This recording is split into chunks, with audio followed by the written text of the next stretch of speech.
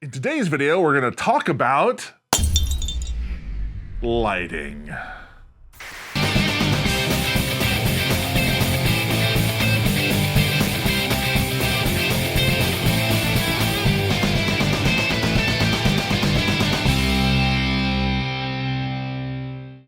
Greetings, Bizarro here once again with test subjects, and as you saw, this video is going to be on lighting. Now, this is not a comprehensive A to Z compendium of all the different kinds of lighting out there is. Instead, this is more about detail lighting, the stuff that I don't see a lot in immersive attractions or other types of immersive things. And so we're going to go over 5 different types of lighting that I think you should know about, and hopefully these will help you in creating more cool attractions. So with that said, here are the 5 categories. Accent lighting, which is how you kind of draw focus or attention to certain props and areas. Backlighting and underglow, which is kind of the same thing, just different. Combining colors, mixing them together to get different effects. Setting a tone or a mood using lighting.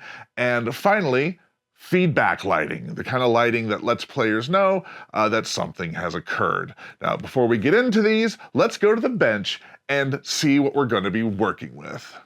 This is the main kit we're going to be using for our examples today here. This is a Gantom Z floodlight. This is when you need to throw a lot of light out somewhere, but you need a small form factor as opposed to some large par light or some sort of big stage light. These work great for getting a lot of light into an area. Then you have the Precision Z spotlight, which is exactly what it sounds like. It's a spotlight that sends a lot of light to a very focused area. You'll see an example of this being used. We have some Nano Spot Pluses, which are the big brothers to the Nano Spot itself. Here you can see these. Of course, if you're not that familiar with them, you should be. They're these little tiny lights with these little bases that screw into different places. They are positionable like this, and they are very unobtrusive. Like, people just don't notice them because of how small they are, especially if they're mounted behind something small, and you get this little amount of magic light that just draws people's focus into things. And you can get all these lights at frightprops.com, obviously. And like I said, if you don't have these, you should, and play with them. They are extremely handy, and you'll see them a lot in this video. The other thing you're going to see here and there for one of our examples is LED strip lighting like this. And if you stick around to the end, we have a bonus tip for you that involves this. Ooh, what could it be? Before we get started, let's talk about lighting in general. Now, obviously without lighting, your players or your customers cannot see what's going on around them. And if you really want to see what very good, awesome lighting for an attraction looks like, take a look at photos from haunted attractions, because their whole vibe is about lighting and creating a mood. I'm going to show you some photos here of different types of haunted attractions and other types of attractions to give you an idea of what's possible. And as you can see here, these people are using all sorts of colors and gobos and things of that nature to give more texture, bring out details, and also using shadow as well to their advantage. And you can see that there are different tones, like warm colors to represent fire, and cold colors to represent more dark areas, and of course a lot of vibrant colors just to light the area and make them look more interesting. So these photos should help you understand what's available and how to get started lighting your own attraction when it's time for that. So hopefully those images not only inspired you, but kind of showed you how to do a general lighting in your attractions. But that's not why we're here. First, let's talk about our categories. This first one is accent lighting, and this is used anywhere from subtle to very obvious. It's generally used to draw attention to a prop or an area that your customers or players need to be drawn to. It also is used to bring out colors and details that might get lost in normal room lighting. So we're going to show this in practice at a place here in Las Vegas called Monster Quest Escape Rooms. I'm going to show you some examples of how this lighting has been implemented by us right now. This first room uses a lot more subtle lighting than some of the other rooms here. It uses warm white to bring out the gold and the textures. And you can see as I cover those lights the difference it makes. There's a bunch of props in this room that are just lit by warm white light. And again, it is to just help bring out those colors and make it seem much more warm and much more interesting. And also when the lights go out or people stand in front of them, it's a little easier to see. Speaking of warmth, you can see here that we have lit these crates with an amber light to bring out the wood texture, and it looks really good when the lights flicker like this. You can really see the props as they stand out. This is using a flicker module to draw attention and give kinetics to this prop. And again, I like to cover the light and show you the difference it makes. Without it, you just can't see it in that room. But with it, you can really see it, and it draws a lot of attention to it. So that's nice. Over here, this is the swamp room, and I'm showing you what it looks like before the lighting is actually on. This is just in regular lighting, and now you can see the difference. We've put an amber light on the window to kind of give it just some texture and color and just draw attention to the window and just make it look more interesting. And of course, you see there's a blue light, and the leaves up above are acting like a gobo to give you the shape of the trees and the leaves on the ground to give the floor an interesting look.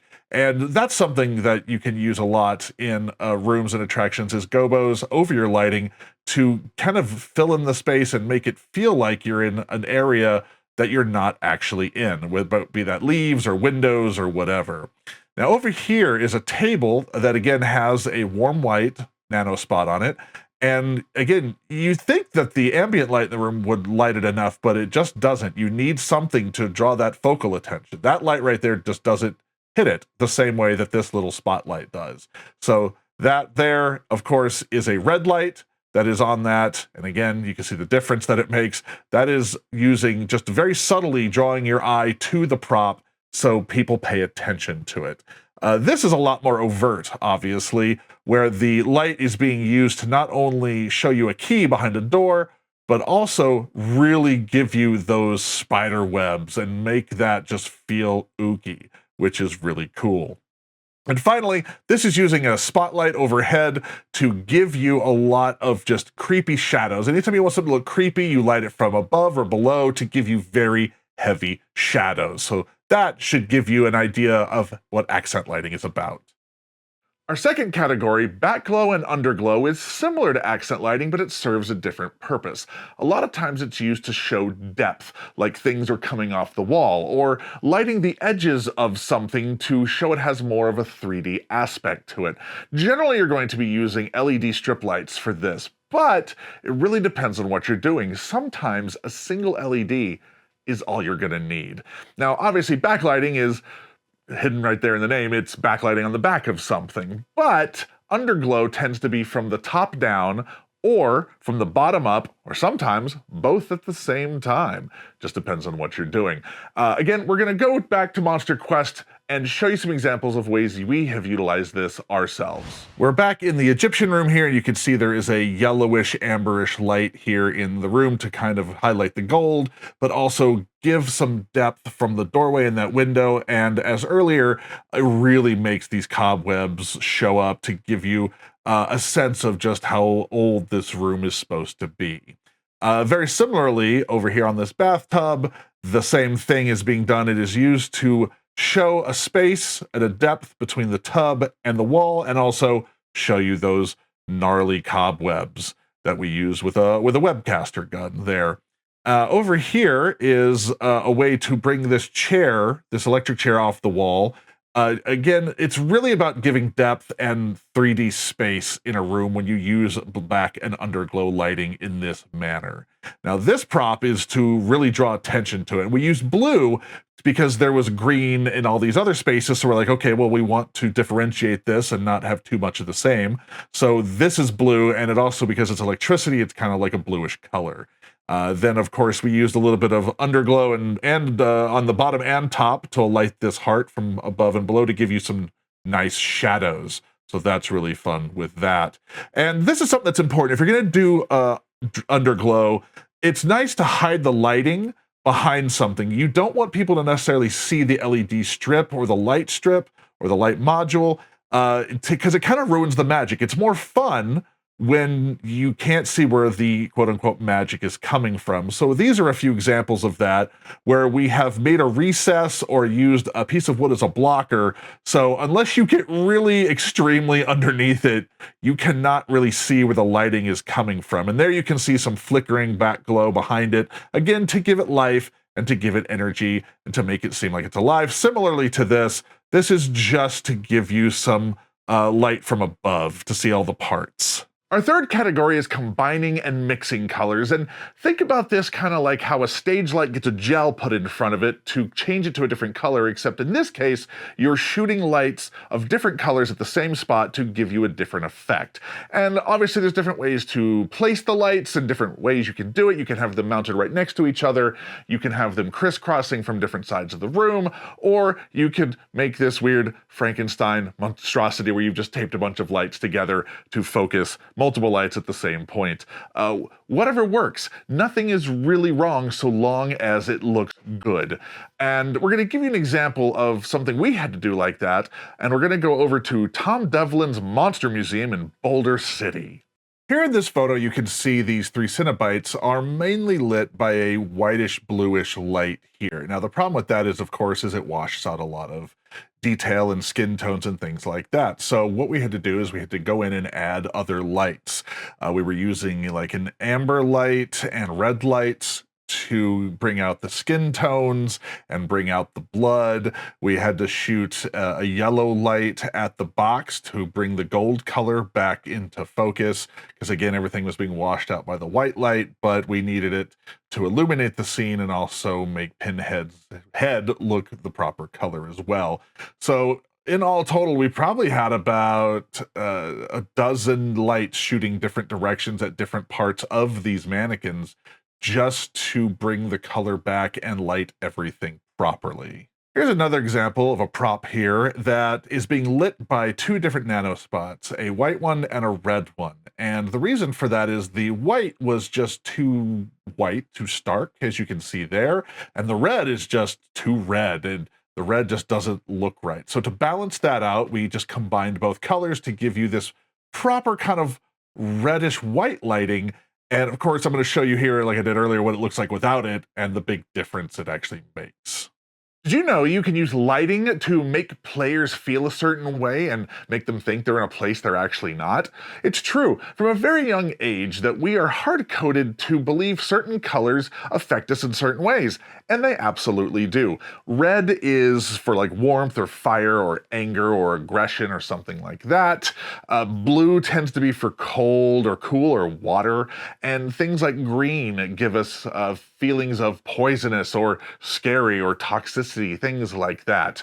As you can see here, we have a blue light hidden up above behind a piece of wood here because this is a water puzzle and we wanted players to kind of get that feel that this is water-based. We used blue here to represent cold because you're in the desert, you hear the winds whipping around, and this is a lot brighter than it is in person, but we wanted to give it a subtle cold characteristic.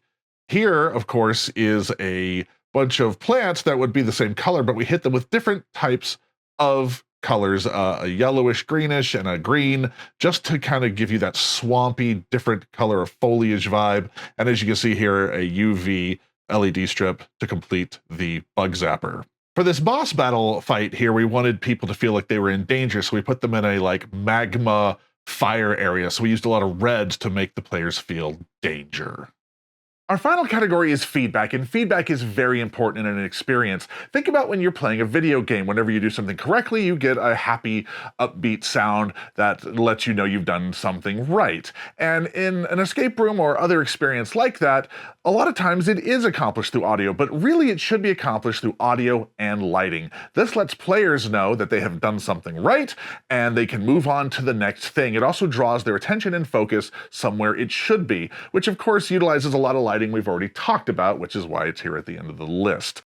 It also helps mitigate damage, because if players know they've done something correctly in your attraction, they're not going to keep searching, they're not going to keep pulling on it, they're not going to keep messing with it. So feedback is probably one of the most important things on this list, and it's absolutely something you should utilize in your experience if you are not. Let me show you what I'm talking about. The nice thing about the nanospots and the lighting like it is they are dimmable, which means you can draw focus to something very easily by flickering the light, as well as you can see are combined with some LED strips to draw players' attention to where it needs to be. This here is one of our favorite pillar props made by Chris Bell Creations, because the movement not only draws players' attentions, but that single LED in the top really draws the players in. And this, of course, is Underglow lighting, where just to give players feedback along with sound effects. And this combines sound effects and smoke and light to give players that very important feedback moment. Here's your bonus tip for sitting through all of that. I'm going to show you how to actually dial in your lighting, or at least how I do it. So what you're going to do is you're going to go purchase one of these little 12-volt batteries. It doesn't have to look like this, obviously. There's all sorts of 12-volt battery packs. You just need something a little more mobile than a plug and an extension cord, which you obviously can use, but this just makes life a little easier. Finally, the only thing you're going to need is your lights, right? Here's the little red nano spot. And what's going to happen is you're going to plug it into your battery, and now what you can do is you can get on a ladder, you can get on a stool. If the ceiling's low enough, you can just stand in one spot. And what you're able to do is turn this on, and you can place the lighting above your head however you want. You can sit there and go, okay, well, this angle is good here, or that doesn't look good. Or you can get a splitter and put a couple lights together and sit there and go, oh, going back to mixing the colors. So this here will probably save you a lot of time and hassle with placing your lighting, because you'll be able to test it without having to wire it up, screw it in, unscrew it, stuff like that. And generally when you're doing something like this, one piece of advice with any lighting in general is to turn off the lights. And now what you're going to do is essentially start from scratch. You're going to start with a single light, and you're going to set it up there and figure it out and go, okay, that looks good. You know, lock it in, however that means to you. And so you screw it into the wall, you set the color, however that is like that. And essentially what you're going to be doing is sculpting with lighting. And eventually you're going to have a really cool scene, and you're going to love how it looks.